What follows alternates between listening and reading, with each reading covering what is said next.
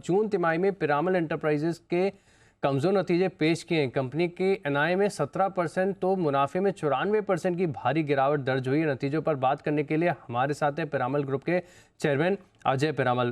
Good afternoon sir. Zee business को अपना कीमती समय देने के लिए बहुत बहुत धन्यवाद। सबसे पहले तो मैं यही पूछना चाहूँगा कि आपने बायबैक जो है अनाउंस किया 1750 करोड़ के आसपास का, 1250 रुपये प्रति शेयर के आसपास टेंडर रूट के माध्यम से यहाँ पर होगा।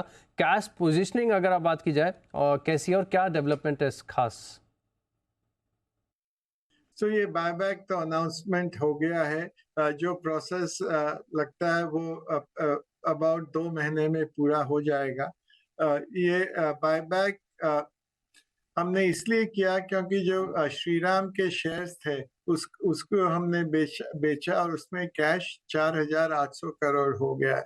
इसके कारण जो डेट इक्विटी रेशियो हमारी कंपनी का है आज 1.2 था बायबैक के पहले, और बायबैक के बाद भी सिर्फ 1.3 रहेगा। तो बायबैक और प्रमोटर्स इसलिए नहीं इसमें भाग ले रहे हैं क्योंकि हमारी यही इच्छा थी कि जो माइनॉरिटी शेयर होल्डर्स हैं, ज्यादा करके जो छोटे शेयर होल्डर्स हैं, उनको बेनिफिट मिलना चाहिए क्योंकि बायबैक 25% प्रीमियम के ऊपर था। तो इसीलिए अगर किसी को इनकैश करना है, इसको एक अपॉर्चुनिटी ज्यादा मिल रही है, इसी कारण किया है ये बायबैक के कारण। इससे जैसे मैंने कहा, खाली शेयर होल्डर्स को रिवॉर्ड होगा और इतना फर्क नहीं पड़ेगा कंपनी में। बिल्कुल, कंपनी पर फर्क नहीं है लेकिन शेयर होल्डर्स के लिए अच्छी बात है। काफ़ी कैश है, जैसे कि आपने बताया कि श्रीराम में आपने जो शेयर्स बेचे इसके बाद कंपनी के पास बुक्स में काफ़ी बढ़िया कैश देखने को मिला है।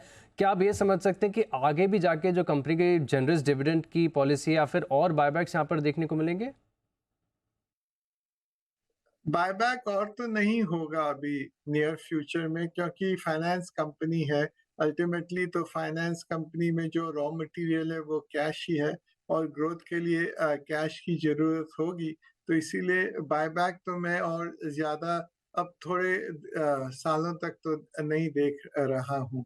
कुछ सालों तक बायबैक की उम्मीद कम है, लेकिन सर जैसे कि आपने बताया कि फाइनेंस कंपनी के लिए रॉ मटेरियल पैसा ही होता है, तो मैं आपसे ये समझना चाहूँगा कि रिटेल और होलसेल बिजनेस की जो ग्रोथ है अगले कुछ तिमाहियों में कैसी लग रही है? आने वाले क्वार्टर्स में बिजनेस आउटलुक अच्छा है। आज हमारा जो रिटेल 55% जो रिटेल का कॉन्स्टिट्यूशन 55% है बुक में, ये बढ़ जाएगा इस साल में। मुझे लगता है 60% तक हो जाएगा। तो रिटेल में ग्रोथ अच्छी है। होलसेल जो हमारा पुराना होलसेल है उसको हम कम करते जा रहे हैं और आप देखेंगे कि जैसे अगले 1-2 क्वार्टर के 2-3 क्वार्टर में ये इम्प्रूवमेंट होगा नेट इंटरेस्ट मार्जिन और परफॉर्मेंस में और भी। सर आपने रिलीज में एक और जानकारी दी है कि डीएचएफएल के कुछ होलसेल लोन्स हैं, यहाँ पर भी आपने बिकवाली की है, इसके बारे में थोड़ा सा और बता सकते हैं?